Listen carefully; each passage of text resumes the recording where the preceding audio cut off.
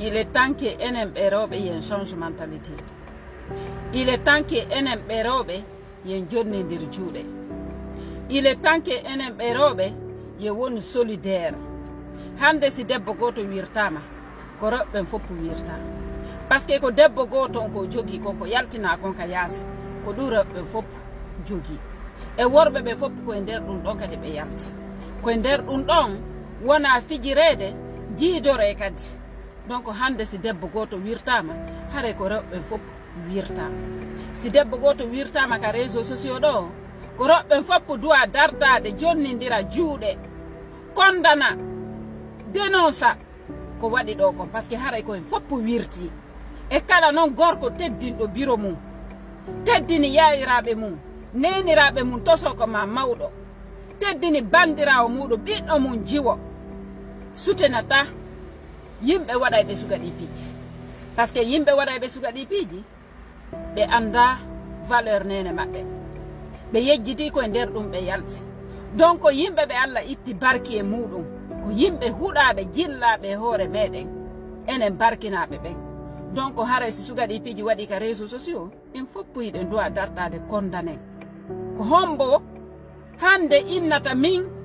miɗo faala yiwde ka neno goto jan debbo wirtoto maɗum ka ɓiɗɗo a reedu wirtoto maɗum ko nene an jara wirtoto maɗum ka yaayi an maɗum nenan to soko ma nenan mawɗo ko wirtoto siko siɓɓe mon proche waɗano sugaɗi piiji on acceptay en duwa ka acceptude foppu no andi ko honɗum woni hakkunde koyɗe debbo foppu no andi kadi ko honɗum woni hakkunde koyɗe gorko par ce que foppu no signi ko worɓe ɓen jogui kon ko ɗum worɓe ɓen fopp ko gorko goto jogui kon ko ɗum worɓe ɓen fopp jogui ko debbo goto jogui kon ko ɗum rewɓe ɓen fopp jogui kadi. Donc yiɗen duwa accude sugaɗi piiji en tant que julɓe en tant que pullo Fuuta sugaɗi piiji en tawraɗe ɗi piiji duwaka existude hakkunde meɗen en duwaka wadde sugaɗi piiji anditen ko hombo woni en enen pullo ko hombo woni en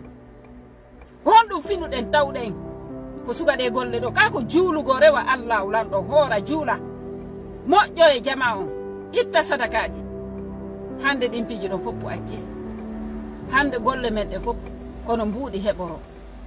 kono fiimire kono yarire no worɓe jokkire no rewɓe jokkire no rewɓe wirtoro no rewɓe yennire hay mama soroɓe men ɓe joni en accata en jiñi réseaux sociaux feetiniya cheytani feetiniya cheytani fooliya ndaare o siɗɗo meɗen hande ko subis un mois ka réseaux sociaux ɗo un mois min Aissa Santé Beauté mi inni pour une fois yomi ombi hunduko an fof mais mi ndaari mi tawi jakasi mi ombi hunduko an fof onon gaynata fus ka réseau ɗon wawata défendude gonga par ce que ko intérêt jokka yimɓe ɓe si ɓe ndaari ɓe tawi ka adenjo réussisowo ka gaynowo hunde ɓe wona contre ma ɓe nawɗa ma enna kamɓe sa heeɓi probléme ɓe sutenatama par ce que anɗa réussisude ɓuuri ɓe maɗo ɓe faalaka ya réussisu ɓuuraɓe tu es une brillante personne ɗa wawi haala tu es intelligente donc an on ɓe faalaka ya réussisu ɓuuraɓe donc koye ɓe rabbesa ɓe humilie ma ɓe wona contre maɗa hayso gonga ka noon no côté ma kamɓe ɓe darata gonga ka par ce que ko intérêt jokka la méchanceté la jalousie ɗo ɓe darude gonga kam ɓe sutena gonga kam non koye ɓe woni contre maɗa sino hande kadi jet ko heeɓi ɗo ko fof ko rewɓe ɓe fof rewɓe aduna Allah fof duwano dartade hande sensibilisation mais rewɓe jeelo naati e panel ji no juge o no rabbesamo woɓɓe huɓɓini live ji no rabbesamo et pourtant hara on anda vrai histoire o ɓawoto on anda vrai probléme on ɓawoto yiɗon jooɗi yiɗon sabota o yiɗon bonna inde o aybinamo hewre probléme ji ɗi o rondiɗi fof e nder un mois on attaquimo on humiliimo e nder ɗum no ɓiɓɓe makko ɓe jattama yiɗon andi un vrai pervers narcissique simo faala warde ɓeygu makko ko honɗo o adorto ko sendugo taw ɓeygu makko e ɓiɓɓe ɓen o woɗɗintina ɓiɓɓe ɓen simo yiɗi ɓiɓɓe ɓen simo yiɗi ɓiɓɓe makko ɓen o warata nene maɓɓe yeeso maɓɓe ko yo ndaaro taw no sendindira ɓiɓɓe ɓen e nene mum o waɗoya noon ko o waɗota kon o waɗoya golle ko duwa wadde kon hara ɓiɓɓe ɓe yiyaali donc hande gorko on o piyiɓe ɓiɓɓe ko ɓiɓɓe ɓen tigiri yehi ka l'école wulliti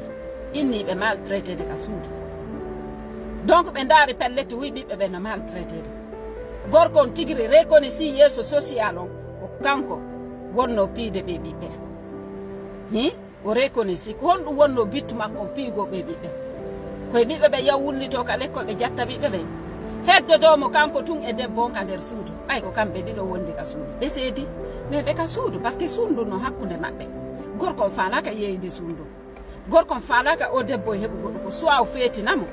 debbo yaltana hoore mum soit o wara debbo maaya kanko o heddodo e biyenji ɗi donc ɗo ko honɗum wonno bittu makko woɗɗintingo ɓiɓɓe ɓen e nene mum maltraitugo ɓiɓɓe ɓe woɗɗintina ɓe nene maɓɓe koyo heddodomo kanko e kajjatu tum hande kajjatu ɗanotako vie makko e en danger mo wondi e gorko faalaɗo mayde makko nden par ce que ɗen andi leydi porto ɗo si ɓe faalama warde iɗen andi si ɓe faalama wadde piiji bonɗi iɗen andi ko honɗe e honɗo ɓe bonnete taw inde nden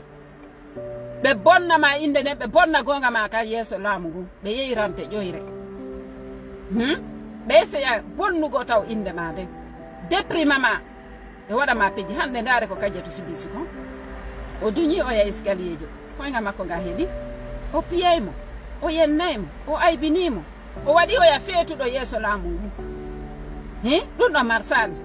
joni mo tamtude ka réseaux sociaux ɗum ɗo kadi marsali ko ɗum woni pour la prochaine ko ɗum woni prochaine fois ko ittugol mo wonkinki ɓay joni o sendimo e ɓiɓɓe ɓen joni ko ɗum heddanimo joni ɓe heddike kamɓe ɗiɗo tun ka nder suudu bittu makko joni ko honɗum ko wargo kajjatu ɓay o sendimo e ɓiɓɓe ɓen o gorko si daari tawi perda e ndu suudu hande o perdi ɓiɓɓe ɓen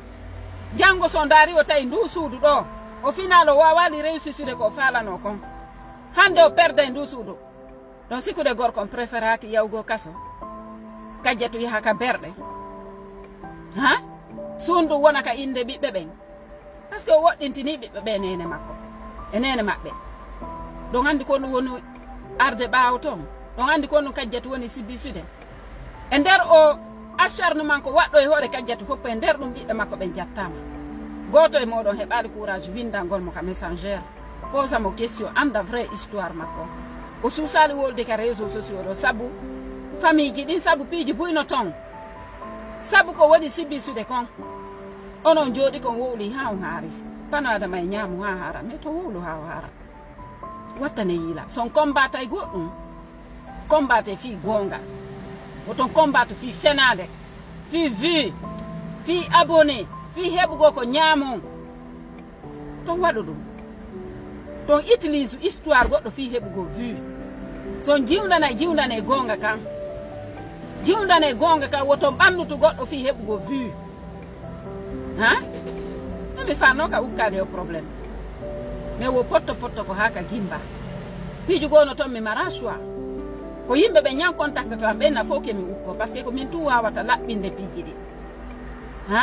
awa à partir de maintenant kajjato e en sécurité boy noddilam woyo ɗuytuto réseaux sociaux ɗuytuto réseaux sociaux o ɗuytutoto e réseaux sociaux on va la prendre en charge si Allah lan on jaɓi mais soutenaymo ha o yalta e o probléme si goɗɗum heeɓimo kadi haray ko ex modi makko woni responsable ɗum ɗo communauté haali pular foppu no duwa andude ɗum ɗo si min nani kajjatu mayi janggo warama janggo haray ko ex modi makko woni responsable tout simplement parce que vie makko est en danger vie kajjatu est en danger mi wondrani Allah wala ko kajjatu wowli kon fopp ko gonga vie makko est en danger mais je suis en contact avec elle 24 sur 24 7 sur 7 mekkitatamo et on va la soutenir on va l'accompagner on va la protéger si Allah lan ɗo jaɓi onon woton anu o ɗuytoto réseaux sociaux o hilno e programme ji makko ɗi o hilno e démarche ji makko ɗi si Allah lan ɗon jaɓi mais si goɗɗum heeɓimo ko gorko woni responsable hande wi kajjato en danger teddunga moɗon onon communauté haali pular jooɗoriɓe e nder Europe fof e nder États-Unis Canada e nder Afrique e nder Belgique